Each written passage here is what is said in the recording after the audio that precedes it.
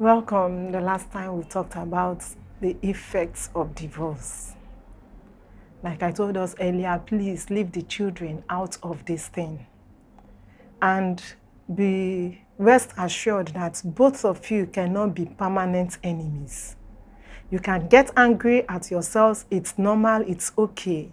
But you cannot be permanent enemies. Reason being that his child is in your end, or our son or our daughter is with you.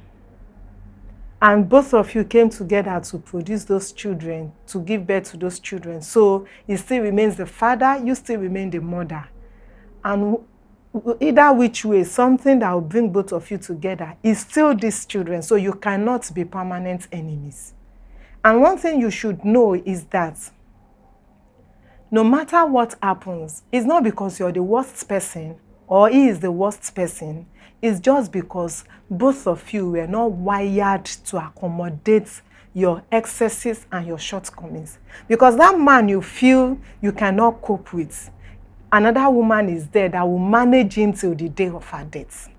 That woman you feel you can't manage, there is a man that is wired to manage her till the day of her death. That is why you discover that when one person is saying, this woman is worse, another person is saying, she's my angel. Those things you see that you can't manage are those things that the other person saw and is happy about it. The other person saw and she's happy about it, celebrating that same person you cannot cope with. So don't be too hard on yourself. Take it easy. Just believe that it can't work for both of us. Like for my ex, let me tell you some things about my ex. My ex is such a nice person. He's so nice to the point that at the end of the month, after giving me money for the home front, for the upkeep for the home front, he still gives me my personal allowance. As if that is not enough. There's still miscellaneous for when I have visitors that I need to buy drinks for them or I need to give them transport to go back. There's a budget for that. And it doesn't stop him from buying anything that ladies use that they bring to his office to sell. He will still buy my own and bring to the house. In short, the first 5 years I got married, the first 3, 4, 5 years I got married to him, I don't know how much they sell my things. Up to the extent of my undies. He buys them. If he buys a skirt for me, he's going to get a top to match it. This same way of footwear, even the accessories. My phone does not lack recharge card, does not lack airtime. In short, the first phone he bought for me as a birthday gift lasted just 2 days in my hands. And it got missing, he replaced it. Now, imagine a person like that. I'm sure someone is saying that, so what happened?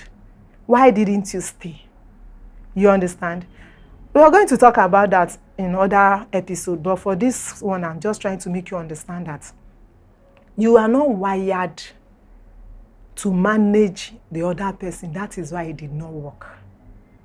So stop being hard on yourself. Sit back. Learn the lessons of your past relationship. Take your time. Look inward. Where didn't I get it right? Where did I miss it? Why did it happen like this? You know, when it comes to divorce case, everybody says the part that suits the person. You don't want to be blamed. You just believe that the other person is the problem.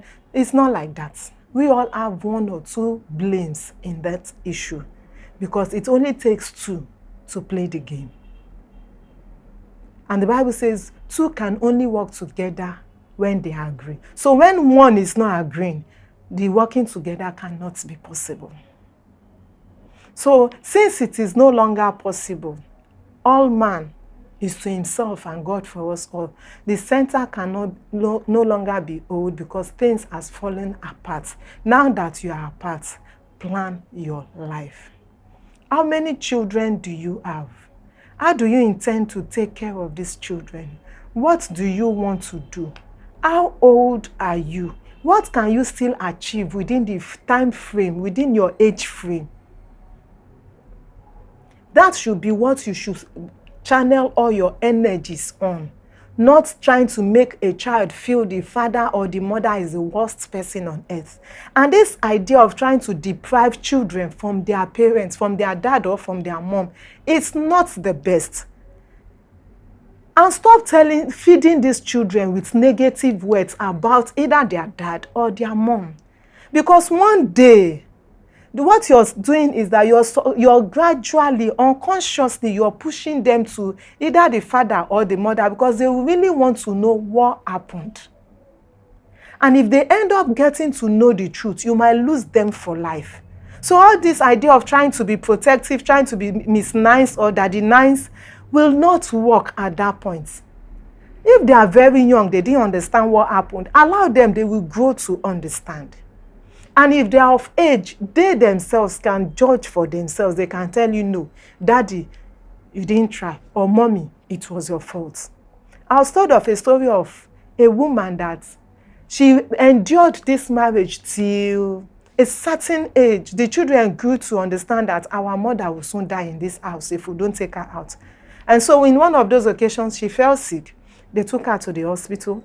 And when she was discharged, the children just took her from the hospital bed straight to her mother's house. They didn't bring her back to their father because they said if they leave her here, their mother will die. Now, she did not tell them to do that, but they are of age, so they understand that, no, our mother is treading on a dangerous path, and all of this is just because of us. Now, let's take her out and see what our father will do. So please, stop painting a wrong picture. Even if that is the truth, allow the children.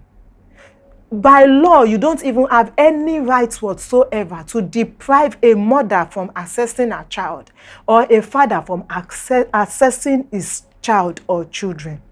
Please, don't do it. Allow them grow. Allow God to fight for you. If you are innocent, thank God. Allow God. And if you are guilty, ask for mercy. Still allow God. Whether guilty or innocent, the marriage did not work. Sit down and plan your life. Till I come your way next time, remain blessed.